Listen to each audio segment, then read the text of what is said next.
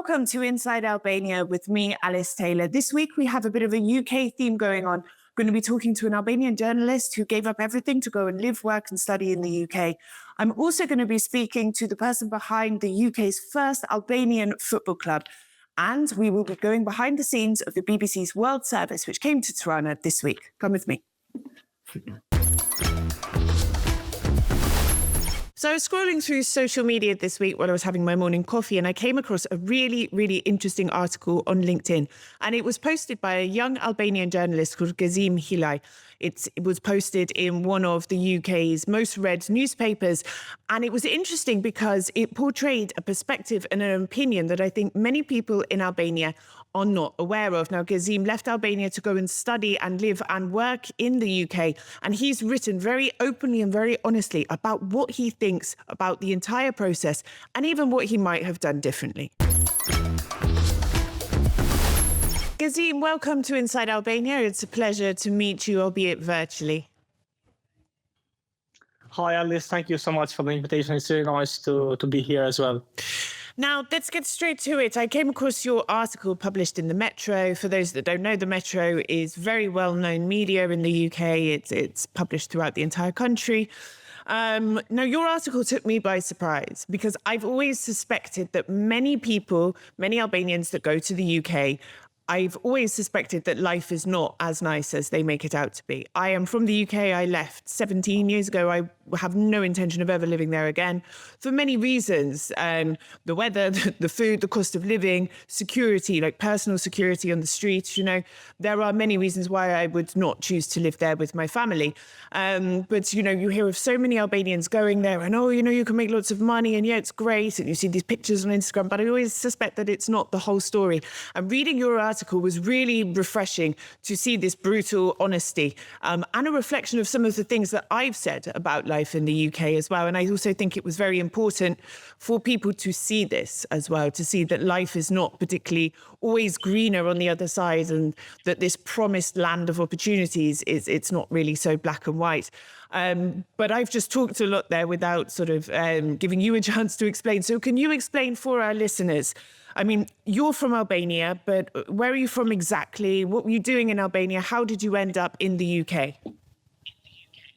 So currently, I'm a freelance journalist based in London, and I was born and raised in Kukës, Albania.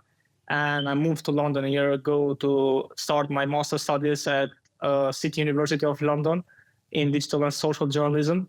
And I came here in the UK through a student visa, which is the way that I applied for, is like, let's say, a legal way of coming in the UK. Mm-hmm. And the first purpose is like doing my master's studies in one of the best universities in the UK, and especially for journalism. And that's what I mentioned so in the Metro, that I always knew that, you know, for the education, London is going to be a big opportunity for me. And to have that education in the UK means a lot for me. And so that's how I initially came to the UK and started like my life here. So you had this, I mean, you got a place there, which is very well done. And you're right, you know, in the UK, if you want to work in the English-speaking world, it does have the best, some of the best educational facilities. And to be in London as well is such a good place to get your foot in the door. Very competitive, but a great place to start. Now, I understand this whole process. So visa, paying your tuition, this is not cheap, is it? It's expensive. Yeah, as you said before, because you lived here in the UK and you know the cost of living crisis, and probably you know better than me in this case. And I think about the tuition fees, it's expensive, and I think it's more and more expensive also for people that are born and raised here in the UK. Mm-hmm. And let's say like for countries like low-income countries like Albania, it's even expensive. But one of the things that it's a sacrifice, like financial sacrifice, family sacrifice behind that, because we know the opportunities that we don't have in Albania, and we try to kind of do everything we want for the education. And you know, sometimes we have to get a loan, as in my case, for example, which my brother helped me in Italy to get a loan and to start my master's studies. And for international students, it's more expensive than for home students, which means that we have to pay double more fees in the universities to study here. But as I mentioned before, is a sacrifice for the best, and for always with a thought that it's gonna be a better future when you come here compared to Albania. Now, this is all very well and true, but in your article, you use the word, and it's quite a strong word, disappointed. It seems that life was not exactly what you expected in the UK. I've read the article, but for those that haven't, can you explain what the challenges have been since you got there? What has left you disappointed? What has not met your expectations? So when I first saw pitched that article for the Metro, and to be honest, I didn't think that it's gonna have kind of interest for them to be published. But I knew that there was kind of I kind of noticed that nobody was speaking about that, and and I thought, why not to write an article about this? So I used the word disappointed because there was a moment when I was doing a job hunting and trying to understand how the media industry works in the UK. And I found quite difficult because every time applying for jobs, even though of a good experience that I had, and was really hard to get into the industry. And I had a disappointment. I can't say I felt like it was not easier as I expected to be. And I thought why not write an article about that? And then, to be honest, after I wrote that article, because it was published a bit later, as the reason for that was the riots in the UK, which was a bit dangerous to publish at that time. Yes. And then I think after I wrote this article, I started work shift at Talk TV. So things started to change a little bit for me. So from that disappointment, I started to kind of, to get into the industry and to start and feel myself better. And as I said in the article, so I had sometimes to work in the construction industry, because life here is very expensive, and trying to manage especially my spendings not too much. So I had to sort of work in other jobs that in Albania I would never think about that, because in Albania I always used to work as a journalist, used to work for some international NGOs. So never thought it's never thought I'm gonna end up working in construction. And I think the reality here, because that's the message I wanted to kind of say to other people, not only Albanians, but also for other nationalities that would like to come and, maybe legally. I just want to say to them that it's not that easy here. So in every country that you go, you have to work and you have to struggle. You have to pay taxes. You have to pay the rent, which in the UK, there is a crisis of renting as well. Yes. And, the prices are going up and up every year. And, the wages, they are, compared to Albania, they are better. But you have, on the one hand, you get more. On the other hand, you spend more. So it's this is the thing. If you're living 50-50. in London, your rent is, I don't know how much you pay, but I would imagine it's between 700, 1,000, 1,000 pounds a month. Depending on your situation. So I currently live in the zone 6 of London, which is in South London, and is the borough of Croydon. You may have heard about it. I have. I believe it's the most dangerous area of London to live in. Yeah, there is a lot of Albanian community, it's in North London, for example, because I've been in North London, I've been in Woodgreen and all that areas around where there's a lot of Albanian community. And especially, it's a bit cheaper to live in Croydon, because I pay let's say 1,400 per month, which is a 1-bed flat. It's not that big compared with my big home in Albania was so 1,000. So it's 1,400 of your salary goes directly just to rent, just to have a roof over your head. Without including taxes and without including council other tax bills like electricity. Electric, gas. And especially if you live in the borough of Croydon, which is, let's say, it's kind of a poor borough of London, because there is also the council is facing a bankrupt, and all the situation is affecting people, and they are trying to increase everything, including the council tax, to kind of recover the situation that they currently have. With their council. You're living in zone 6, so to travel, you're looking at £5, £6, £7 a day. I would imagine for transport as well. You have food, which is expensive. If you're self-employed, you have to pay. If you're freelance, you have to pay for your own equipment, your own internet, your own. These are all things that add up.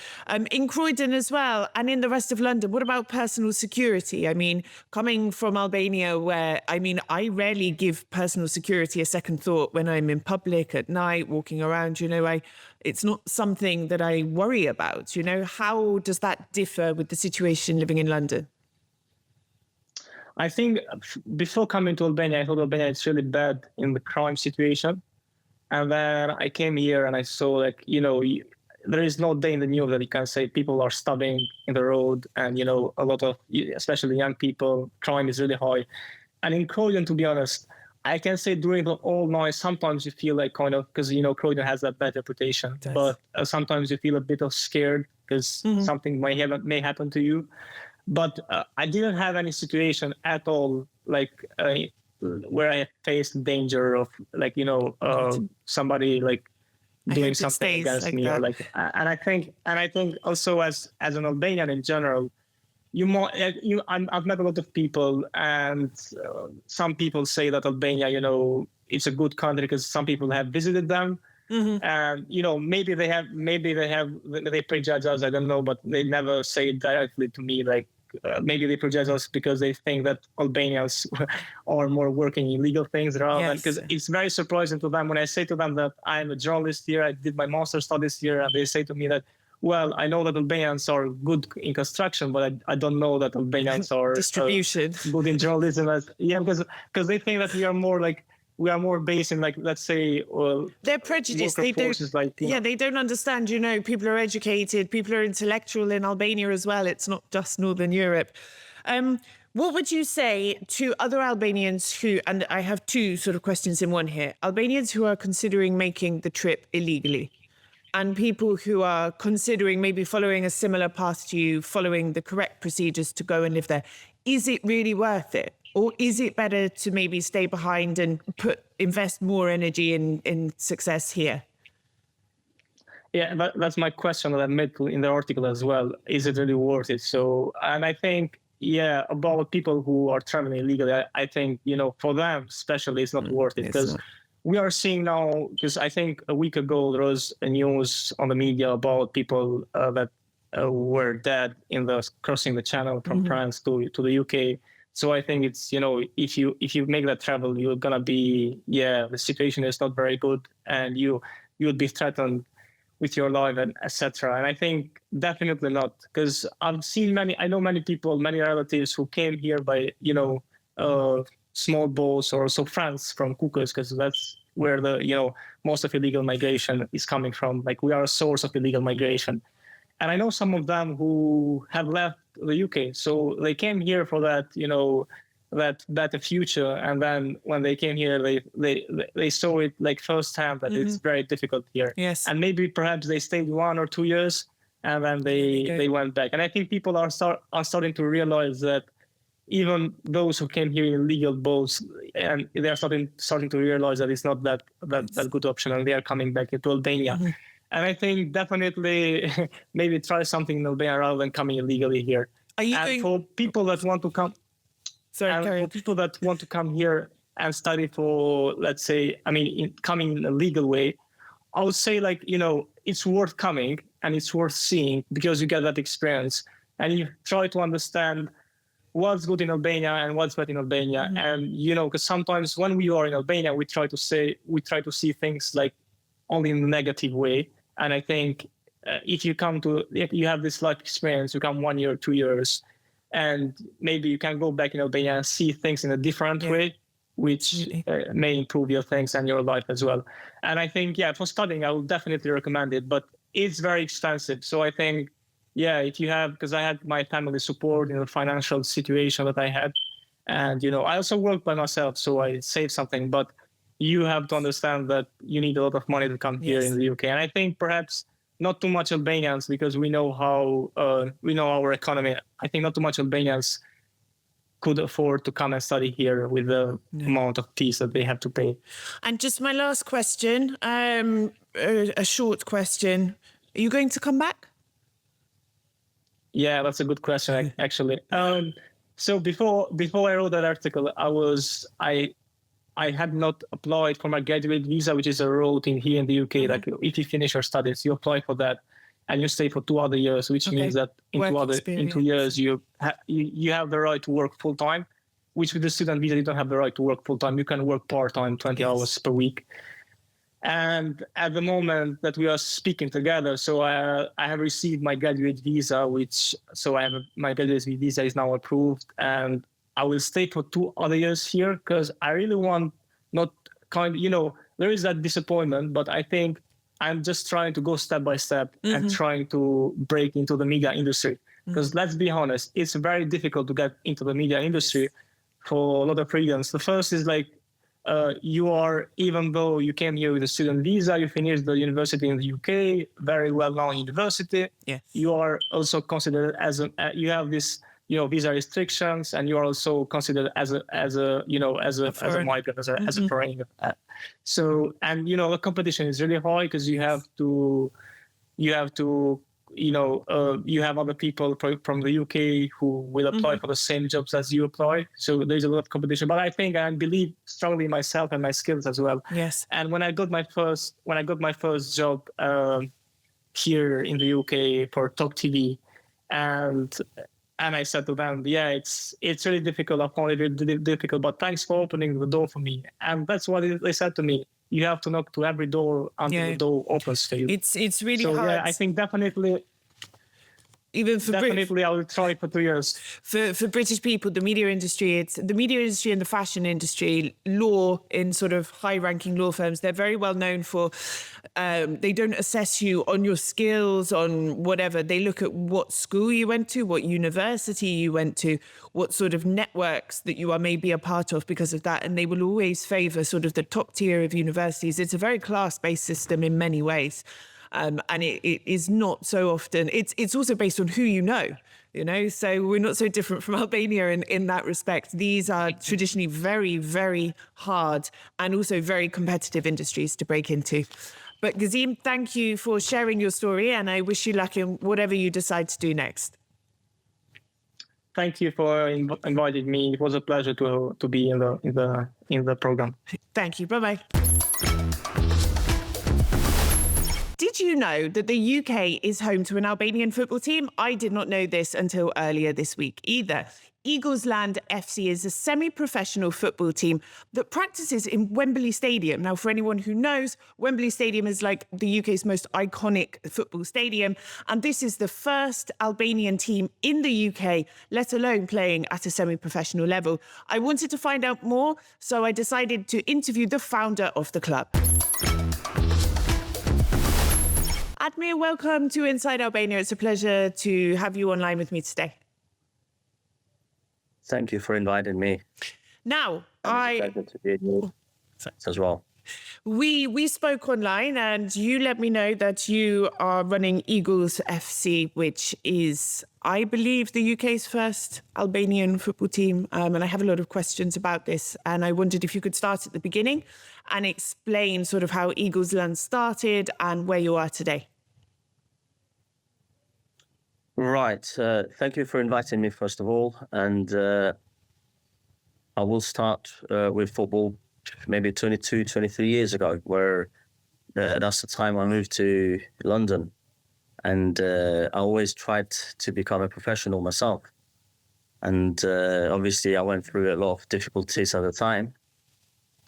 Then I played to semi-professional levels, up and down, had injuries. And 2019, I thought, right, my football is over. So what can I do to the Albanian community?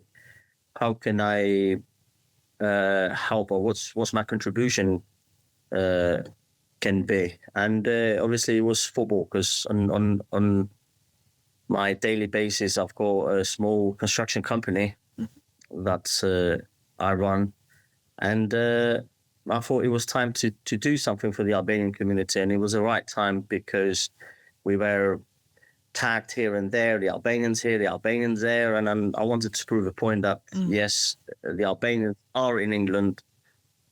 Some of them might not have the right papers, but we're not criminals. We can play football, we can run businesses, we can show the world that we're better than what they think of. And that's how it started in 2019. And how did it start? I mean, you reached out to members of the community and said, do you want to join the team? I mean, how did you build up this sort of team, and what form does it have now? Do you have one team or two teams? Or through these years, while I was playing football, then obviously I had a lot of Albanian friends that I was playing with. And then I called them one night for a meeting after the training. I said, listen, this is what my plan is. Would you be interested to support and join our clubs? And obviously they were all happy to do that. And we started as a Sunday league football team, which was easier to run, basically easy to find the pitches. The council authorities were quite helpful to hand over the football ground. And then we had 2 seasons playing as a Sunday league team. And then we decided to, obviously we were growing as a team on and off the pitch. So we decided to join Saturday League. So we joined the Saturday League for 2 seasons. And then we managed to merge with another team called Kicklewood. They were semi-professional level. So we joined them. And then Eaglesland became the first Albanian semi-professional team based in the United Kingdom. And we play at Wembley Football Ground. Obviously, Wembley FC have a history where England played, actually trained here in '66 when they won the World Cup. So it's a home of the English and Albanians. I mean, playing at Wembley, this must be. I mean, it's a huge deal. How does it feel when you train there? You know, considering that history and the fact it's iconic. I mean, the name. It's one of the most famous stadiums, I think. Well, to be honest, there are a few things that make you feel proud. You know, for an Albanian to go through all these paths and then achieve all these targets. The start of the first season, it was just a dream, to be honest. We never thought we were going to come that far. But then as you go along, we say in Albania, there's a way of duke ngrënë të shtohet oreksi. As you go along, then you feel more, you want to succeed more and more and more. And to be honest, when we come here on the games and the training and you see the environment is just a dream come true. And as we speak now, we have 3 senior teams. We have under 16s, and we've just started the under 12s. Wow. So how many Albanians are... Sorry, I was going to say, how many are involved in the whole team, sort of, so to speak, in total? Well, amongst us, the 4 or 5 teams, we have about 91% Albanians. Wow. Obviously, we have different nationalities. It's an Albanian football club, but it's not only for the Albanians. It's for everyone who has the abilities to play. So we had players from Africa. We had players coming from. Actually, we've got a player from Ukraine as well. So this is a place to show the rest of the world who the Albanians are, and not only for the Albanians. I love that you have foreigners as well on the team, you know, wearing the red and black and with the Albanian logo and stuff. This is really nice. And what's people's reaction to the team? I mean, when you're playing games, when you tell people what you've done, your success story, what do people say? Sure. To be honest, a lot of people say, well done and fair play, because it's not easy. What we do is all volunteer jobs, really. It's not something that we get paid or we make money. The coaches we have, they're all volunteering. They're all UEFA A and UEFA B level. The progress, it's quite interesting. I mean, when we face the oppositions, then everyone was like, yeah, you've done all these in 3 years, in 4 years' time. You know, we face teams here that they've been around for 50 odd years. And it's not very easy because non-league football hasn't got that much budgets, hasn't got that. You just need to manage it well, really. Yes. Otherwise, you will just collapse. And what's next for your team? I mean, what are you doing right now? There's a new season starting. What are your aims and goals? Excuse the pun. Well, we've started the season very well. Our goals are to win the league. If we manage to win the league this year, we will be able to enter the FA Cup, which is most, let's say, the highest you can rank in England, the highest cup you can actually win. And we have the facilities to enter the FA Cup. All we have to do now is win the league and get promotion and be there. And hopefully we might end up playing teams like Liverpool, Chelsea, or whoever. And you're hopeful. So my dream. This is my dream. Yeah. Is it in reach? I mean, you've explained that you've had an incredible trajectory in terms of your success and you've moved up and up. Is this dream of qualifying for the FA tournament, it's within reach for you, do you think? It is. I mean, football is a slow process. It's not something you can achieve over the night. But we are in a right path. We are winning games. We're doing well. We have the facilities, which is the biggest problem we previously had. You need a stadium, some sort of criteria to meet.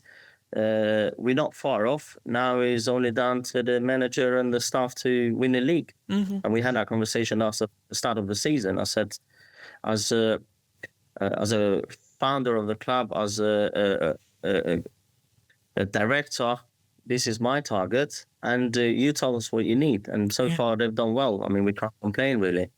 And what about reactions back home? How have people in Albania reacted to this? And have you had any acknowledgement or support even from the government or authorities in any way? I had the chance to meet Mr. Duka 2 years ago when he was in England. We did explain we haven't really asked for any help. We kind of didn't want to get involved with Albania at all. In parts of where it's not that we don't need the help. It's just like we can do it without their help. And in Albania, there's a feeling like what can we get from England, not other way around, if you know what I mean. It's like, is there anything we can help them? And this is one of our targets as well. We have some young players. They've been released from professional clubs like Reading, for example. We had one yesterday. So we try to develop these players and we can send to the Albanian first division. So we will supply players at some point to the Albanian league. This is interesting. And people in Albania, I mean, the general public, if they come across you on Instagram, are they proud to see what you're doing? Are they excited to learn more about it? We do get messages saying, "Oh, well done for what you did. We will support you all the way." To be honest, last season or last year, I had a meeting with Mr. Alistair, the ex-ambassador, and everyone has been helpful, to be honest, in the way wherever they can fit in. Yes. So the Albanian public are happy. I mean, this is the first Albanian football club at a semi-professional level. So, yes, it's like a mini national team, let's say, in England, where everyone comes on Saturday with their kids and, they gather together, talk, watch a football game, and then they go home. This is something like we offer to it's a lifestyle, basically. And it's community. It's for community. People come together, have a drink, have a pint, watch a football game. I mean, to be honest, we had some English fans where they come with the drums, and it was very funny when I saw them last year. I was like, who they supporting? And then they were like, we came here to support Eaglesland. And I'm like, yeah, but what's you related to Eaglesland? Obviously, they weren't aware who I was. And then there were some Spurs fans that they've been supporting Spurs for 20 years. And then when they raised the tickets, they were like, no, we're not going to spend over £1,000 for the season ticket holder. So we will go and support a local football club. Great. And then, fortunately, it was us playing on that day where these guys were turned up and they loved the football, they loved the atmosphere. Brilliant. And then they start coming with the drums. So, and that made me really proud, to be honest, you know. You have to a see better me there logo kind of as support well. The logo is much nicer, much cooler. Yeah, to be honest, even the name has helped us because Eagles Land doesn't really mean it's Albanian team. So a lot of people don't know until they meet us and they see us. But yeah, the support has been great so far. You're doing a great thing. I mean, this was why I wanted to invite you to the show. I love the idea of the first Albanian football team in the UK. And exactly what you said at the beginning, you know, showing people who may have this negative preconception about Albanians, you know, actually we are normal people. We're contributing to society. We're doing, you know, great things for community, for sport, for youth. So hats off to you. And I wish you all the success. And I'm going to be following now to see if you make it to the FA. I hope so. I have faith. Thank you very much. And then we will obviously invite you to the game, and we will, whenever Yes. you're in London, welcome to come and visit us. And then we can show around the stadium, around the place. And then I would really like to thank you for what you've done so far in Albania as well. Thank you. I mean, you've been such a big ambassador for the Albanians in Tirana. And so we're proud to see people like you coming to Thank you. doing the similar thing, what we try to do in England. And hopefully we didn't let you down. We've done good in England as well, I would say. Yes, you have. I will be coming to London in October, so I'm hoping that I will have a chance to come and see the stadium and things. So we'll be in touch. And thank you again for the work that you're doing. Thank you very much, and I wish you all the best. Bye-bye. Thanks. So the BBC were in town this week to film an episode of World Questions, which is a part of the World Service. It's broadcast around the world to some 90 million people. They came to Tirana, they had a panel of guests, and they let the audience put questions to politicians and members of civil society. I was involved in the organisation, I was involved in the event, and I decided to catch up with the presenters and also the audience and some of the panellists to find out how they thought it all went. That was quite a lively debate. I think it's fair to say the government did field a lot of criticism during it. You must have been expecting some of it. How do you think it went? What are you going to take away from tonight and people's comments? Well, of course, being part of the governing party is always difficult, and we've had 3 terms in government.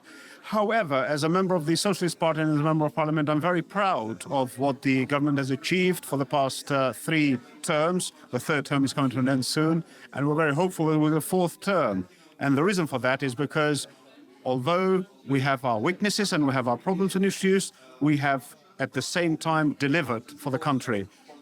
There are many things we have delivered. I'll touch on 2 of them, which I consider to be the main developments for the past 10 to 12 years, and that is the judicial reform, which has really made the judiciary independent, like other democratic countries, and also the reform we've had in digitalization.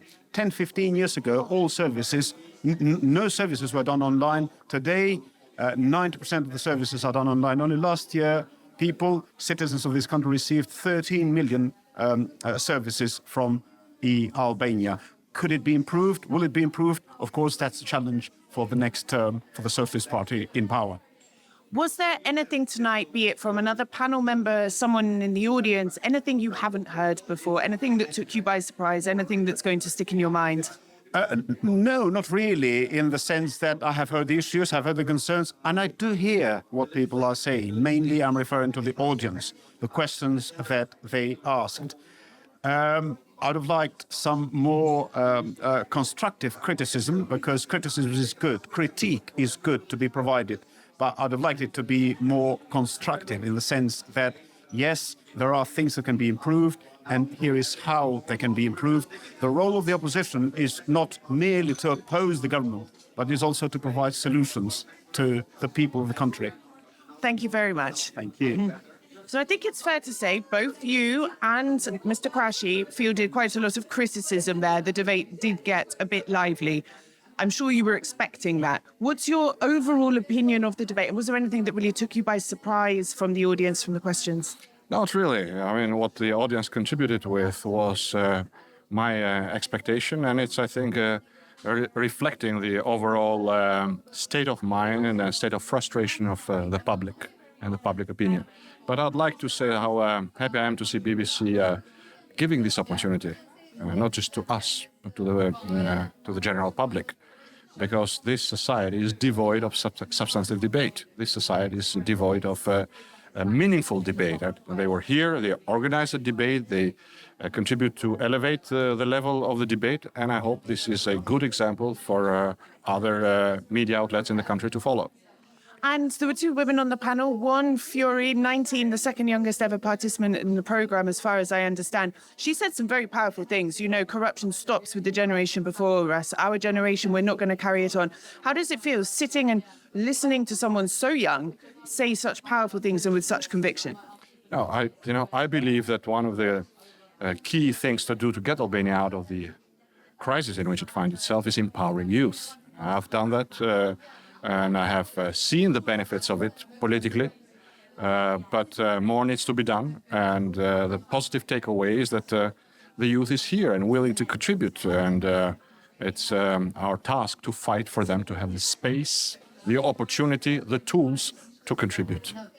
And lastly, was there anything tonight, any topic you thought would come up that didn't? And is there anything you wanted to say and you didn't get the chance to? Always, many things. Give me one. No, I think generally this kind of panels, this kind of organization, in particular when conducted by professionals of the highest level, such as the BBC World Service, allow accommodate a harmonization of all issues. It's not an easy job, as you know, as a journalist. And I think they did a great job in that regard. But the problems are deep and many. And of course, the time is insufficient to probe them all. And it's insufficient to probe them in an interview. But I hope you can welcome me back Yes, to your studio on time. Of course, but we have to go viral again. You have to come up with a good line. But I did want to ask one other thing. Do you think people listening to this who don't know much about Albania and they've heard about Albania's reputation, good and bad, do you think it will change their perception in good ways, in bad ways, or just provide them more context? How do you think people will react to this? I believe it's a healthy balance between Albania's potential, Albania's assets, and the challenges it encounters in its way of maturing up to become a functioning democracy with rule of law that meets the minimum standards to become a full member of the European Union. I believe that the melange, the mix out of this is a balanced one. Of course, much more can be said about Albania's assets, starting with youth and the people of Albania, about its natural potential, its natural beauties, as well as about the challenges. Some of them were discussed: corruption, organized crime, non-functioning democracy. But we could have talked much more about the problems that media freedom and journalists are facing. We could have talked much more about the lack of competition in every area of life, including the economy, and how that is hampering the efforts of young people and young families to build a life here in Albania, and is forcing a lot of them to leave the country. But I think all in all, within the short period of time that was at our disposal, with 4 members on the panel and the moderator and several members of the public, a job very well done. Thank you very much. Thank you. Edlira, how was the experience today? What were you expecting and how were you feeling afterwards? It was a great experience. I really want to thank BBC for choosing Albania for this program and for this time. It's an honor to be here, and it was a real honor also to debate not only with the panel, but also with the people. It was very interesting to hear their opinions and to hear their thoughts, and to say very small things of what we think that is possible to do more in Albania, and to give the right messages not only to Albania, but also to the world.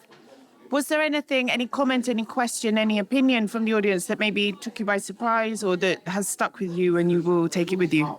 Some of them, yes. As I said, the last question was $1 million questions. What can we do better in general? And sometimes you feel like you have so many answers, but the right answer is always invest in the right values and invest in the country and love the country. Yeah. And this was one of the questions that sometimes, you need to say a lot, but you have only 1 minute. And I think the discussion was very good. Of course, the problematics are there and the issues are there. And I think in every country, some we have the same and we share the same issues. In other things, we have local issues. The main idea is to debate them and to find an alternative on how to solve them all together. And I think the last message is that we need to be together because the eagle flies with the two wings, not only with one. So we only need to get together and to invest more for the country and to ask for more. Ajira, thank you very much. Thank you. Fiore, from what I understand, you were the second youngest panel member in the history of the show. Not that that means you're in no way not capable or anything. You were fantastic. It was a pleasure to hear you. For you, what was the most memorable part of this panel? What are you going to take away from today? For me, it was very important, I think, all the ideas that were given from the people of the audience and the comments made from them. And for me, it was very heartwarming seeing so many young people part of the audience, which makes me understand that these people really want to get heard. And these people really have a voice that they need to raise. So I would like to encourage all the young people to keep coming in events like this and keep raising their voice and their concerns, because they will be heard, like they were heard and answered today, not only by me in the point of view of a student and a young person living in Albania, but also from politicians that really have something in their hands to do. Was there a topic you hoped would come up that didn't come up, or is there anything you wanted to say during the event but you didn't have the chance to? Well, I think for me, I was hoping for the question of education to come up. What can we do to improve education and also create new opportunities for the youth? And if I can answer it now, I think that another good option would be not only focusing on universities and 9-year-old schools and high schools, but also creating more vocational schools. Which is really important, I think, because I go back home in Tropoi and I see that they need to hire people from abroad, from Thailand and everywhere else. You can't find a plumber. Yes, you cannot. You have to stay in line to fix something. And so we need more skilled people. And I think that by creating these schools, not only in Tirana, but focusing on areas that are way further than Tirana, that have a completely different reality than Tirana, is really important for us. And this is why I will vote for you as Prime Minister in the future. Thank you, Fiore. Thank you so much. So what were your overall thoughts on the event? Do you think it was quite a balanced debate? What were your thoughts on some of the answers coming out there from the younger members of the panel as well, not just the politicians? Well, I think, first of all, it's good to have BBC in town. Second, it was a lively debate. I think most of the bases were covered. Of course, it is hard to cover everything in a country with big issues like Albania, but most of the bigger issues were covered in a lively and honest manner, especially from the civil society members of the panel. I don't know if I could say the same about the politicians, but we know how politics are. Yes. They always like twisting and turning. But overall, yeah, especially dodging, overall was a... Was it better than you expected? It actually was. I was a big skeptic when I came in, and I'm leaving feeling a little bit better about the fact that BBC was in town and BBC was fair. Thank you very much. So you came all the way to Albania just for this event today, which is quite exciting. So what were your thoughts? Was it worth the trip? Well, this event and the second half of the football match, hopefully, in a few I weeks' won't time. keep you too long. No, I won't ask you which is going to be better. It was, yeah. I think you saw the liveliness of Albanian democracy. It's come a long way in the 30 years that I've been following it and coming here. And I think all the right questions were asked. The impact of the diaspora, corruption, tourism, it was all pretty well covered. And I thought some fairly strong opinions were given. Was there anything that you heard today that perhaps you weren't expecting or you hadn't heard before, anything that you're going to take away with you? I think the fact that the diaspora are going to vote, you're going to have elections next year, and my background is Irish, and there's one reason the Irish have never had the whole of the diaspora voting, and that's because, in theory, the Irish diaspora could dominate the election. And here in Albania, there's more people living abroad than live here. So it's quite a daring proposition on behalf of the country that they are putting the hands of their future into people who don't live here, but many of whom have strong economic and familial contacts here. And that was a big one for me. My last question, you said you've been following Albania for 30 years. Yes. It's not your first time here. Just if you can sum up in a sentence, how has it changed over the last 30 years? Well, if you think back 30 years ago, it was the most repressed, enclosed country in the whole of the world pretty well. And I think it's remarkable the development of the economy here. Just wandering around Tirana, the entrepreneurialism, you just wouldn't have seen it 30 years ago. And now Albania are beginning to win at football as well. Let's hope so. Yeah, they're beginning to make a sport is important. Yeah. It is. Sport is important. They won their first medals at the Olympics just a few weeks ago. And so I think looking back to London, I now know many successful British Albanians, and you wouldn't have seen that 20, 30 years ago. And I'm hoping that they will put something back into the country they came from. I won't keep you anymore. Go watch the second half of the game. Thank you very much indeed. Thank you. So if there was one thing from today's debate which really sticks in your mind, or you found most interesting or most surprising, what was it? Well, to be honest, one thing that I would say is like the tackle of corruption, how it starts. Like it starts from us, you know? We are the ones that should like make the change. We cannot expect from the top to make the change when we in the bottom, we don't. Like Miss Adlira said, and Miss Fiore said too, like we should start, you know, it's the young generation that should teach, you know, the other generation on how to say no to corruption and how to keep going. I agree. I think what she said was one of the more powerful things, you know, that this is the last generation, you know, we are the new generation and we're not going to tolerate it anymore. Anything else you'd like to add? To be honest, I was also expecting more answers from the politicians that were there. And I'm also very happy to hear like all the feedback and what Miss Adlira and Miss Fiore had to say. It was very thoughtful and it would also give hope to us. Great.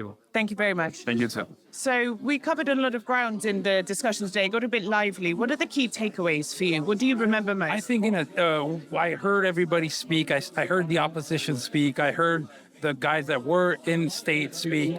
And I came to a conclusion that in a tangled state, the thief knows well to, manipulate and the opinion, manipulate the people with a lot of stuff that they say. But I think there's a lot of hope in the youth, and they must raise up and they must be educated to know what propaganda is and what the truth is, and show these politicians the skin of the wolf so they won't make any more mistakes with our decisions. Yeah. Because moral has two components, knowledge and the decision to choose. And once you have professional intellectual power to choose the good from the bad, and you do it for personal interest, you choose what's wrong, and that's where the faith of this nation goes down. Who do you think was the strongest panelist today? I'm the best. I supported the opposition more because it was very honest, and but all the other panelists were very nice, well articulated, and I enjoyed listening to their opinions. But I'm more towards the opposition because, as I said, this state is tangled, and the thief knows how to convince people, and strongly has convictions, to tell him, hey, this is right when it's wrong. And so I think that was my opinion. It was an interesting debate for you. Interesting. Thank you very much. So what were your thoughts today of the event? Did you think it was an interesting discussion? Yes, I think it was a very great opportunity that, BBC came to Albania and to have this discussion with politicians and activists. And I was glad that in the audience as well, there were like foreigners from different countries, and, they shared their experience. So I'm Albanian living in the US, and so I contribute there, and I'm kind of also glad that other people are contributing in Albania. So I think this was like a great event. So I thank you and everyone. Thank you very much. Participating. Thank you so much. That's all for this week. You can watch Inside Albania on Euronews Albania TV channel on Saturdays at 4 o'clock. You can watch us anytime you like on our YouTube channel, or you can listen to me talking across all major podcasting platforms. Until next week, Mira Pavchim.